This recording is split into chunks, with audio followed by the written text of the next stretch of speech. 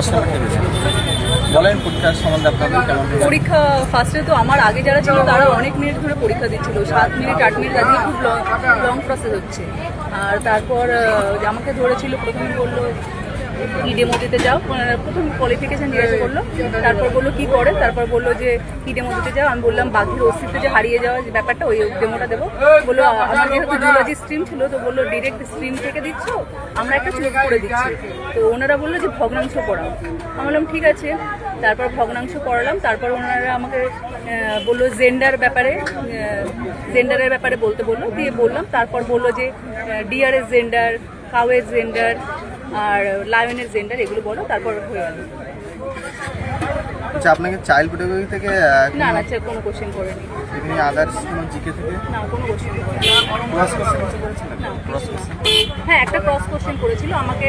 একটা মিশ্র ভগ্নাংশ যখন করেছিলাম, একটা মিশ্র ভগ্নাংশ করতে দিয়েছিল, আমি সেটা করেছিলাম।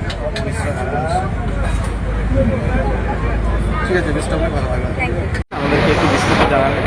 আমার পরীক্ষা খুবই ভালো হয়েছে। ভাইবা নর্মালি সাধারণত সহজ প্রশ্নই ঢুকছে, এবার যেগুলো এবার সিচুয়েশন বেস কিছু প্রশ্ন ধরছে। সিচুয়েশন বেসে আপনারা কি কোশ্চেন করেছেন? সিচুয়েশন বেস বলতে আমাকে জিজ্ঞাসা করেছিল আমি হঠাৎ যদি ক্লাসে যাই তো আমার বাচ্চার অ্যাট্রাকশনের জন্য কী কী করতে পারি। তো আমাকে জিজ্ঞাসা যখন করলেন, আমি তখন কো কারিকুলাম অ্যাক্টিভিটিসের কথা বললাম, যে ছবি এঁকে বা কোনো কিছু নান্দনিক সেরকম কিছু দেখিয়ে। তো বললো ঠিক আছে, তাহলে তুমি একটা কবিতা বলে শোনাও। দিয়ে আমি বললাম যে না, আমাকে উল্লেখ করে দিয়েছিল প্রশ্ন কবিতাটা একটু পড়ে শোনাবে। এবার প্রশ্ন কবিতা মানে বই দিয়েছিল নাকি না দেখে বলতে বলেছে? না বই দেয়, মানে না দেখে বলতে বলেছে। হ্যাঁ হঠাৎই আমার জিজ্ঞাসা করে যে তোমরা কি দেবে নাকি বলে শোনাবে। যে আমি শোনালাম, এবার পুরোটা মুখস্থ ছিল না, আমি যতটা পেরেছি করেছি। আর তারপরে আবার হচ্ছে আমার যেহেতু কো কারিকুলাম অ্যাক্টিভিটিসের দেওয়া ছিল, তো আর জিজ্ঞাসা করলো তাহলে একটা গান গিয়ে শোনাও। দিয়ে এবার আমি একটা রবীন্দ্রসঙ্গীত গাইলাম 2 লাইন। তো বললো যে তুমি তো ক্লাসে গান শোনাতে পারো না, তাহলে তুমি হচ্ছে বাচ্চাদের কী গান শোনাবে, তাহলে একটা ছড়ার গান শোনাও। দিয়ে এবার ছড়ার গান শোনালাম। তারপরে এই ধরনের সিচুয়েশন বেস প্রশ্ন কিছু আর এডুকেশন থেকে একটু কিছুটা ধরছি। এডুকেশন যেমন কেমন প্রশ্ন মনে আছে? আমার এই মুহূর্তে সবাই বেরোলাম, একটুখানি নার্ভাস হয়ে গেছি। দুই একটা মনে করতে হবে, দুই একটা যেমন কোনো আমাদের মনস্তাত্ত্বিক দিক দিয়ে কোনো কিছু বলেছে? না আমার সাইকোলজি থেকে সেরকম কিছু ধরেনি। আমার ওইগুলোই জিজ্ঞাসা করেছিলেন। আর হলো আমার ওই আমার লোকেশনটা এখান থেকে দূরে, নদিয়া থেকে এসেছি, তো সেটা কী কারণে এখানে থাকা, তোমার প্রবলেম হলে কী করতে পারো, এগুলোই বলছিলাম।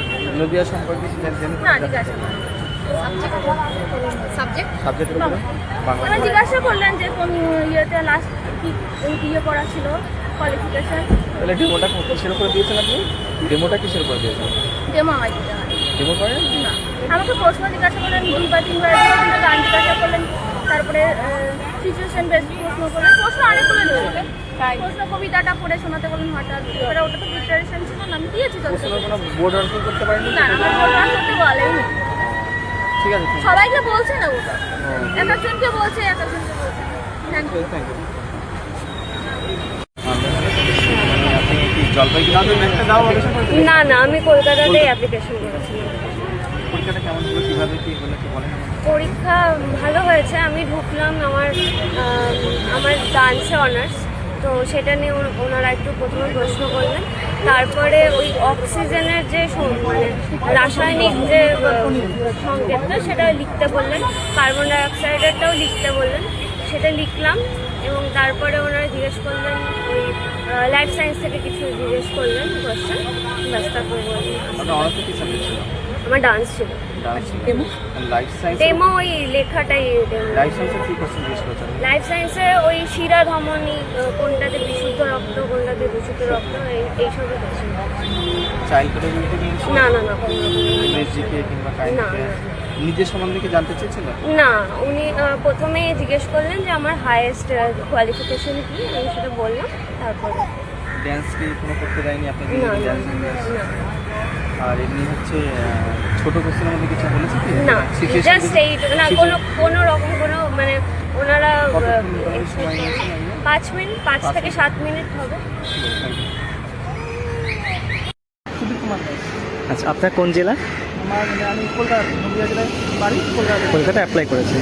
আচ্ছা, আপনার সাবজেক্ট কি? 12 ক্লাস গ্র্যাজুয়েট, 12 ক্লাসে 12, তাই তো? আচ্ছা, আপনার ভিতরে ঢুকে প্রশ্ন কি করলো? প্রশ্ন করলো, প্রথমে কোথা থেকে এসেছি সেটা করলো। বেশ। তারপরে যে বললো যে আমি মেনলি কৃষ্ণনগর থেকে এসেছি, তো জিজ্ঞাসা করে বললো যে কৃষ্ণনগরে আর ওই সাইডে যাত্রাপুর, আমাদের যাত্রাপুর নদিয়ার ওই সাইডটায় কিছু স্কিন প্রবলেম হয় মানুষের জলের সমস্যার জন্য, তো সেটা আর্সেনিকের কারণে হচ্ছে। তো তারপরে একটা ডেমনস্ট্রেশন দিলেন, ওটা করলাম, ম্যাথে দিয়েছি, মেনলি সবারই আজকে ম্যাথেই দিচ্ছে বেশিরভাগই। আপনার সাবজেক্ট কি? আমি তো 12 ক্লাস, সরি 12 ক্লাস।